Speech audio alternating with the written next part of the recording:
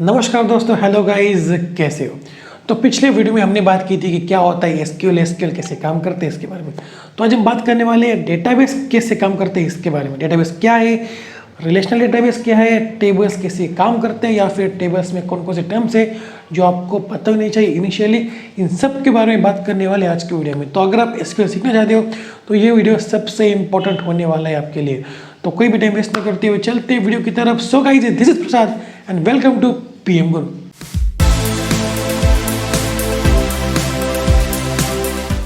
सो guys, database, tables, इन सबसे पहले देखते हैं कि डेटा क्या है। ठीक है, तो data are observations and measurements represented as text, numbers, multimedia and बहुत कुछ।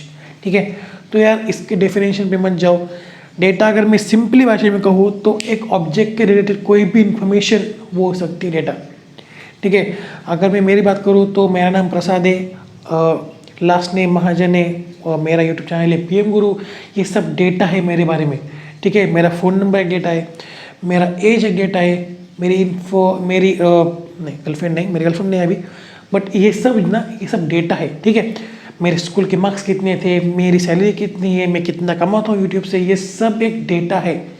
ठीक है, और ये हो सकता है प्रोसेस्ड एंड अनप्रोसेस्ड। मतलब कि देखो, अगर आप जनरली डेटा को कलेक्ट कर रहे हो तो वो होती है इन्फॉर्मेशन, वो होती है अनप्रोसेस्ड। उसके ऊपर हमने कोई भी एल्गोरिथम या फिर कोई भी लॉजिक नहीं लगाया हुआ, वो किसी टेबल फॉर्म में स्टोर नहीं की गई, तो उसे हम कहते हैं अनप्रोसेस्ड डेटा। मतलब कि उसे हम कहते हैं इन्फॉर्मेशन। और अगर उसके ऊपर हम कुछ अप्लाई करते हैं, इक्वेशंस वगैरह, या फिर कोई उसके ऊपर हम लॉजिक परफॉर्म करते हैं, उसको हम स्टोर करते हैं स्ट्रक्चर्ड वे में, तो उससे हम कहते हैं डेटा। मतलब कि वो होता है प्रोसेस्ड।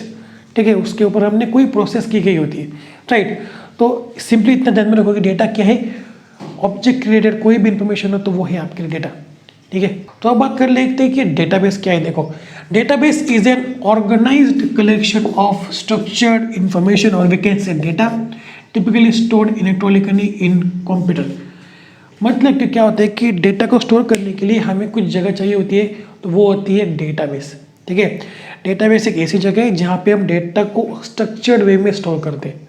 ठीक है, और देखो ना यार, आप इसको ना इमेजिन कर सकते हो। देखो, आपका रूम अगर आपने देखा होगा तो हम क्या करते हैं कि अगर कोई हमारे यहाँ पे मेहमान आते हैं तो हम क्या करते हैं, एक बक्सा लेते हैं और उसके अंदर सारा का सारा माल डाल देते हैं। मतलब कि जो कि आपके कपड़े होंगे, जो भी आपके बुक्स होंगे, वो सब आप एक बक्से में डाल देते हो। ठीक है, तो वो बन गया, तो वो बक्सा बन गया आपका डेटाबेस। ठीक है, और उसके अंदर सारी सारी इंफॉर्मेशन हमने डाली हुई है। तो वो अलग बात है कि वो जो बक्सा होता है वो ऑर्गेनाइज नहीं होता, वो हम कैसे समझ रहे हो ना, वो आप कैसे उसमें भर देते हो। बट डेटाबेस जो है वो स्ट्रक्चर होता है, मतलब उसके अंदर हम डेटा को जो है वो स्ट्रक्चर वे में स्टोर करते हैं। ठीक है, समझ में आ रहा है। It is a organize collection of structured data.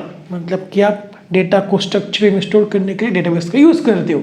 ठीक है, तो यार डेटाबेस के अंदर ना आ सकते हैं आपके टेबल्स भी, फाइल्स भी, मल्टीमीडिया भी, और बहुत सारी। मतलब कि फाइल्स के अंदर आप कह सकते हो कि टेक्स्ट फाइल आ सकती है, बाइनरी फाइल आ सकती है, कुछ भी आ सकता है। ठीक है, तो ये सब जो है वो स्टोर हो सकता है डेटाबेस के अंदर। ठीक है, तो ऐसा नहीं है कि बहुत बार मिसकंसेप्शन होती है कि डेटाबेस के अंदर सिर्फ टेबल्स होते हैं। नहीं भाई, डेटाबेस के अंदर आपकी बहुत सारी चीज़ें हो सकती है। ठीक है, ऐसा नहीं है कि सिर्फ टेबल्स, आप कोई भी प्रकार का डेटा स्टोर कर सकते हो आपके डेटाबेस। वो मल्टीमीडिया हो सकता है, मतलब कि उसके अंदर वीडियोस, ऑडियोज, कुछ भी हो सकता है। ठीक है, तो डेटाबेस क्या है, समझ में आ रहा है। डेटाबेस क्या है, अगर हम डेटा को स्ट्रक्चर वे में स्टोर करते हैं हमारे कंप्यूटर में, तो उसे हम कहते हैं डेटाबेस। ठीक है, अब नाम में है ना यार, डेटा बेस, मतलब कि डेटा का एक बेस है जिसके अंदर हम डेटा स्टोर करते हैं। ठीक है, तो जनरली क्या होता है कि ये डेटा हम हमारे पीसी में स्टोर करते हैं, हमारे कंप्यूटर में स्टोर करते हैं, बट आप बहुत सारे सर्वर से उन पर भी स्टोर कर सकते हो, बट उसके बारे में अभी हम बात नहीं करेंगे। ठीक है, तो इतना समझ लो कि डेटाबेस क्या है, it is structured way to store your data. ठीक है, मतलब कि एक बक्सा है जिसके अंदर हम इंफॉर्मेशन स्टोर करके रखते हैं। ठीक है, और ऐसे बहुत सारे डेटाबेसेस हो सकते हैं आपके एक कंप्यूटर में। ऐसा नहीं है कि सिर्फ एक डेटाबेस हो सकता है, बहुत सारे डेटाबेस हो सकते हैं, राइट। जैसे कि स्टोर का एक डेटाबेस है जिसके अंदर कस्टमर्स की इंफॉर्मेशन है, सेल्स की इंफॉर्मेशन है, राइट। दूसरा डेटाबेस जिसके अंदर स्कूल की इंफॉर्मेशन है, मतलब कि उसके अंदर स्टूडेंट की डेटा है, टीचर्स का डेटा है, स्टाफ का डेटा है, राइट। ये सब चीज़ें हो सकती है। अब बहुत सारे डेटाबेसेस हो सकते हैं आपके एक कंप्यूटर में, ठीक है। तो यार देखो, अभी मैंने एक एग्जांपल दिया था बक्से का, जहाँ पे हम क्या करते हैं, कुछ जो हमारा डेटा है, कुछ जो हमारा सामान है, वो मिक्स करके रखते हैं, राइट। तो उसको मैनेज करने के लिए हमारी मदर होती है, हमारी माता जी होती है। तो इसी लॉजिक से यहाँ पे एक डेटाबेस को मैनेज करने के लिए हमारे पास है DBMS, ठीक है। तो इसका फुल फॉर्म है database management system, database management system. अब इसका फुल फॉर्म लिख लेना, मैं यहाँ पे शॉर्टकट में लिख रहा हूँ, ठीक है। तो आपको नाम से समझ में आ रहा होगा कि डेटाबेस मैनेजमेंट सिस्टम क्या है, कि ये डेटाबेस को मैनेज करने का काम करते हैं। मतलब कि डेटाबेस को अगर आपको क्रिएट करना है, अगर उसमें कोई टेबल्स ऐड करने हैं, कोई आपको डेटा इंसर्ट करना है, कोई आपको डेटा रिट्रीव करना है, ये सब आप काम कर सकते हो डेटाबेस की मदद से, इसके अंदर क्यूरी फायर करके, ठीक है। ये बेसिकली एक सॉफ्टवेयर है जिसके अंदर हम कोई क्यूरी को एंटर करते हैं और हमें जो आउटपुट चाहिए वो आ जाता है, ठीक है।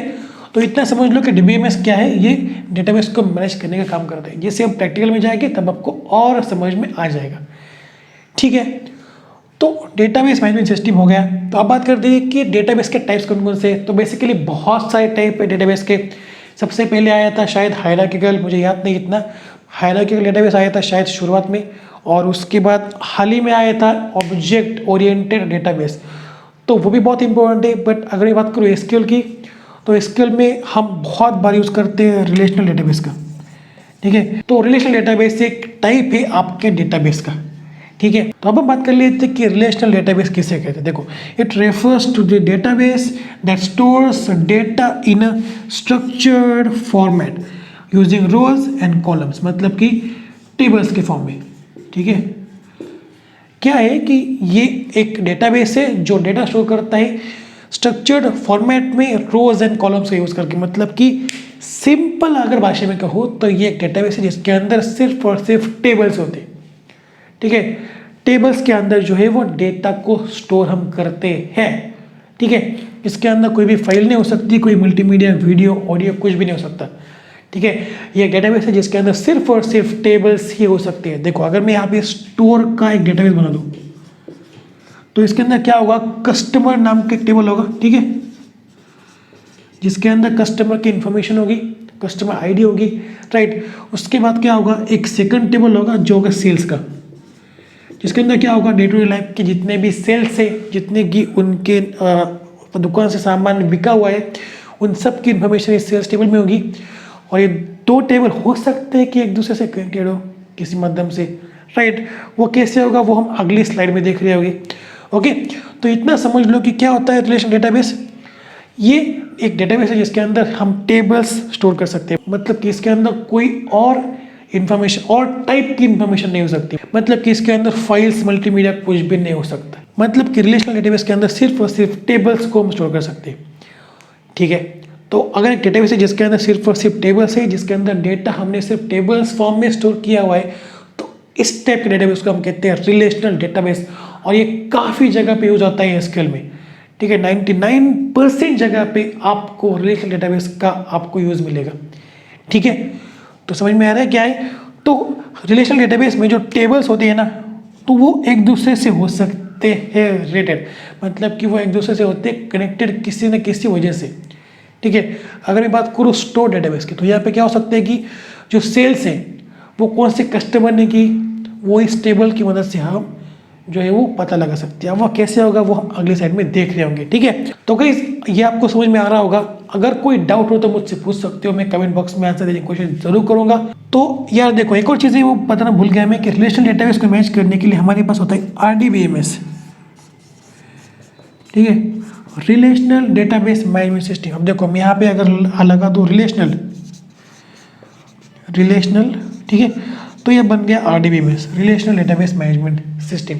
ये हम यूज़ करते हैं रिलेशनल डेटाबेस को मैच करने के लिए, जिसके अंदर सिर्फ और सिर्फ टेबल्स होते हैं।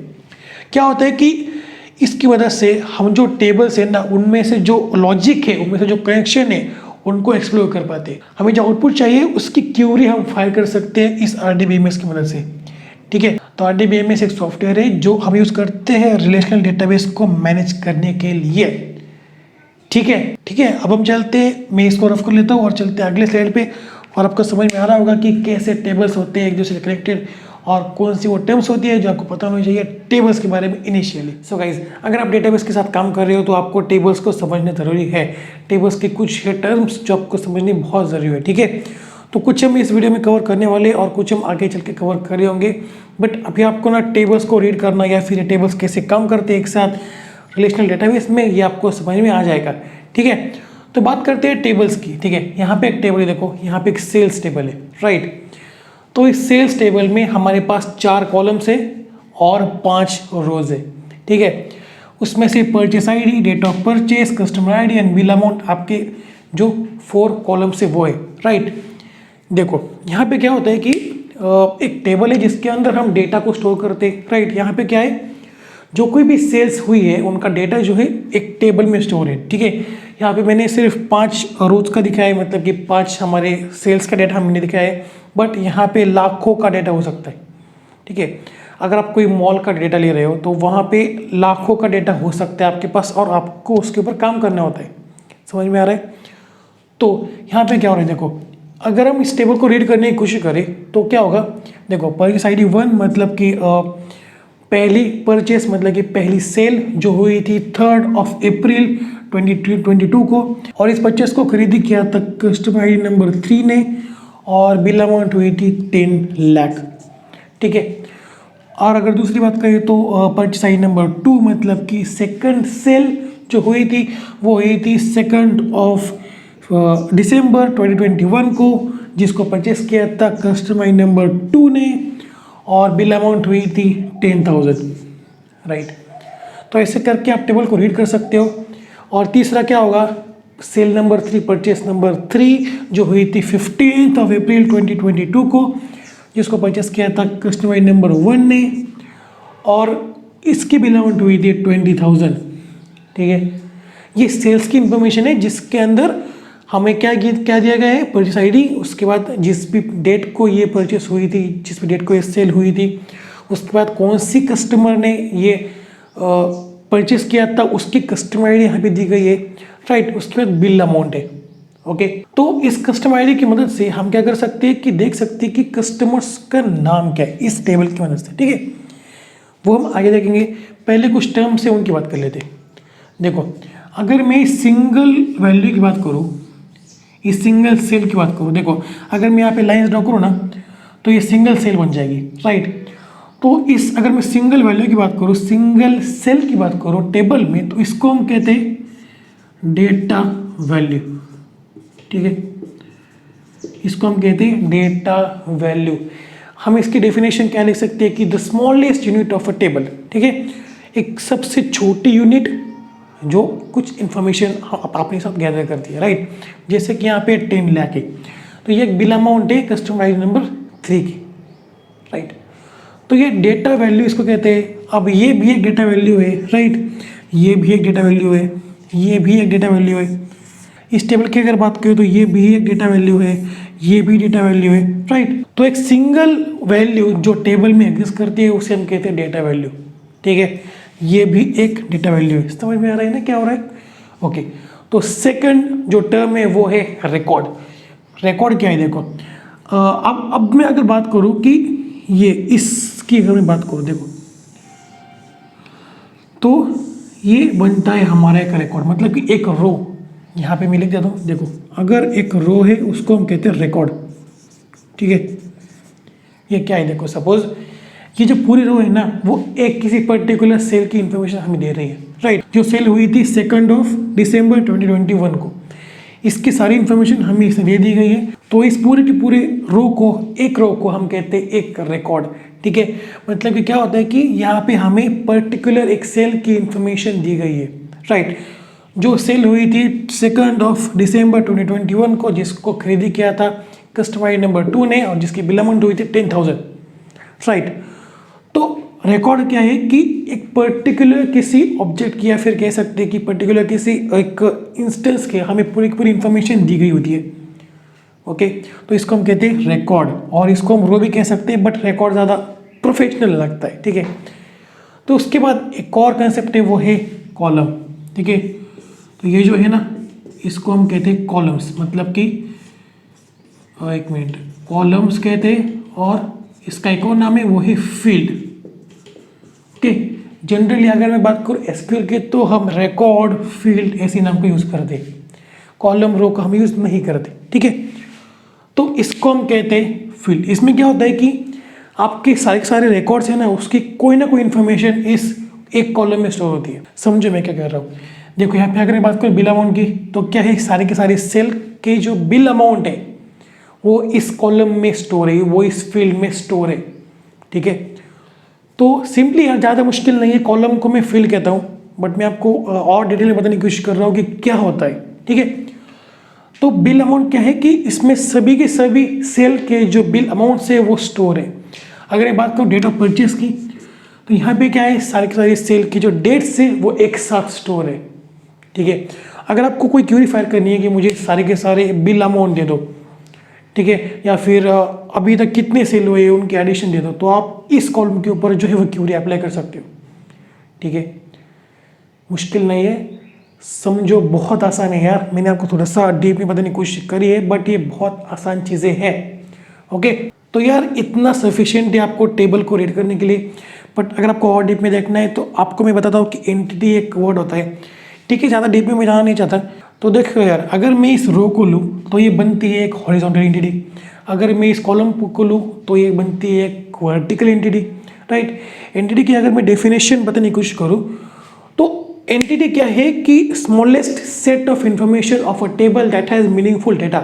स्मॉलेस्ट सेट ऑफ डेटा जो क्या करता है कि एक मीनिंगफुल इंफॉर्मेशन अपने साथ लेके चलता है। ठीक है, तो इस रिकॉर्ड में क्या है, एक मीनिंगफुल इंफॉर्मेशन छुपी हुई है। राइट, तो इसी को हम कहते हैं हॉरिजॉन्टल एंटिटी। ठीक है, हम इसको एंटिटी इंस्टेंस भी कहते हैं। मैं यहाँ पे लिख देता हूँ हॉरिजॉन्टल एंटिटी रो, और इसको हम कहते हैं एंटिटी इंस्टेंस भी, एंटिटी इंस्टेंस। ठीक है, इनको ज़्यादा ध्यान में रखने की जरूरत नहीं है, अगर आप भूल भी जाओ तो कोई बात नहीं, सिर्फ रिकॉर्ड, फील्ड, डेटा वैल्यू, इन सब के बारे में ध्यान रखना। ओके, तो क्लियर हो रहा है। तो अब बात करते हैं इस टेबल के बारे में। तो ये क्या है, कस्टमर टेबल है। यहाँ पे क्या है, हमारे पास कुछ कस्टमर आईडीज है और उनके जो कस्टमर्स है उनके नाम है। राइट, जैसे कि पहले नंबर पर है विराट कोहली, सेकंड पर है रोहित शर्मा, थर्ड पर है MS धोनी, फोर्थ पर है सुरेश रैना और 5 पर है सचिन तेंदुलकर। आप समझ गए होंगे अभी तक कि मैं क्रिकेट का बहुत बड़ा फ़ैन हूँ, तो मैंने क्रिकेट के रिलेटेड नाम को यहाँ पे लिखा हुआ है। ठीक है, तो यहाँ पे भी सेम है सब कुछ। इसको हम कहते हैं फील्ड, इसको हम कहते हैं रिकॉर्ड, इसको हम कहते हैं डेटा वैल्यू। राइट, ये सेम है, ये टेबल से है तो कंसेप्ट सेम ही होंगे। राइट, बट अब यहाँ पे कंसेप्ट आता है हमारा रिलेशनल डेटाबेस का। रिलेशनल डेटाबेस क्या है, जिसके अंदर सारे के सारे टेबल जो है वो इंटर रिलेटेड होते हैं। राइट, जो एक दूसरे से होते हैं कनेक्टेड। तो ये दो टेबल एक दूसरे से कैसे कनेक्टेड है, वो है कस्टमर आईडी की मदद से। ठीक है, यहाँ पे कस्टमर आईडी है और यहाँ पे भी हमारे पास एक कस्टमर आईडी दिया गया हुआ है। ठीक है, तो अगर मैं बात करूँ पहले रिकॉर्ड की या फिर पहले रो की, पहले सेल की, तो ये हुई थी 03 ऑफ अप्रैल 2022 को, और ये की थी कस्टमर आईडी नंबर 3 ने। ठीक है, और जिसकी बिल अमाउंट हुई थी 10 लाख। तो भाई कस्टमर आईडी 3 कौन है, ये अभी तक हमें नहीं पता। हमें सिर्फ इतना पता है कि ये सेल जो है वो कस्टमर आईडी 3 ने की है।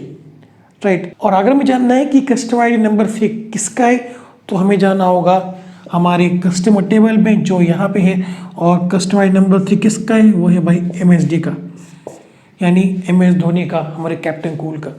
राइट, तो यहाँ पे क्या है कि एक सेल है जो हुई थी 3 अप्रैल 2022 को, जिसको खरीद किया था कस्टमर आईडी 3 यानी कि MS धोनी ने, जिसकी बिल अमाउंट हुई थी 10 लाख। ठीक है, समझ में आ रहा है। तो आगे बात करते हैं। देखो इस सेकंड रिकॉर्ड की अगर बात करो तो ये सेल हुई थी 2 दिसंबर 2021 को, जिसको खरीदी किया था नंबर 2 कस्टमर आईडी ने, जो है हमारे रोहित मैन शर्मा। राइट, और जिसकी बिल अमाउंट हुई थी 10,000। थर्ड की अगर बात करें तो ये जो थर्ड रिकॉर्ड है, ये जो थर्ड सेल है, ये हुई थी 15 अप्रैल 2022 को, जिसको खरीदी किया था कस्टमर नंबर 1 ने। और आगे आते हैं हम इस कस्टमर टेबल में, और ये खरीदी किसने की थी, नंबर 1 कस्टमर आईडी ने, जो है विराट कोहली। राइट, और जिसकी बिल अमाउंट हुई थी ओनली 20,000। अब ये कम है बट ठीक है यार, समझ में आ रहा है क्या है। ज़्यादा मुश्किल नहीं है, आपको समझ में आ जाएगा जैसे आप प्रैक्टिस करोगे वैसे, ठीक है। तो क्या है, सेल्स टेबल में हमारे पास कस्टमर आईडी है जिसकी मदद से हम कस्टमर के नाम जान सकते हैं कस्टमर टेबल की मदद से, ठीक है।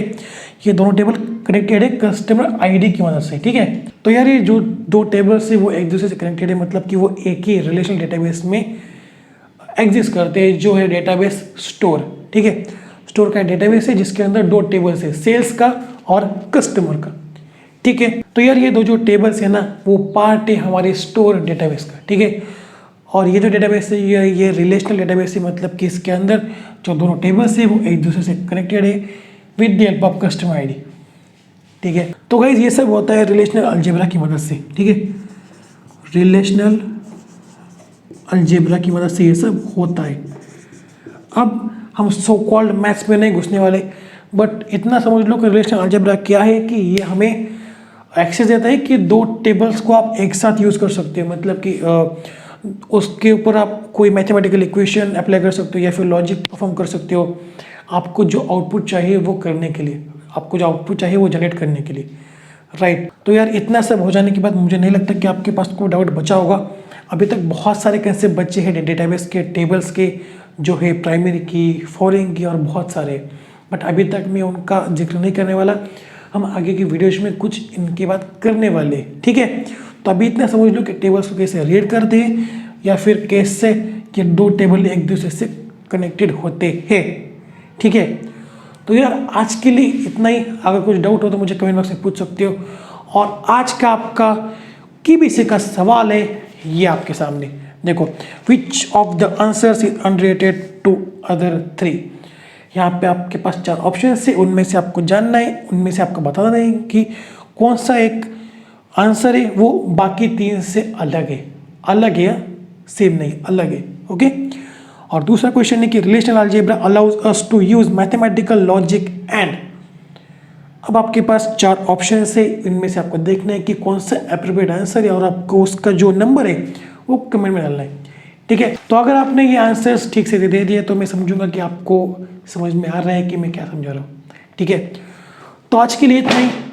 तो यार वीडियो को लाइक कर दो, बहुत मेहनत लगती है, और चैनल को सब्सक्राइब कर लो, और मिलते हैं अगले वीडियो में। तब तक के लिए see ya have a good day and bye bye.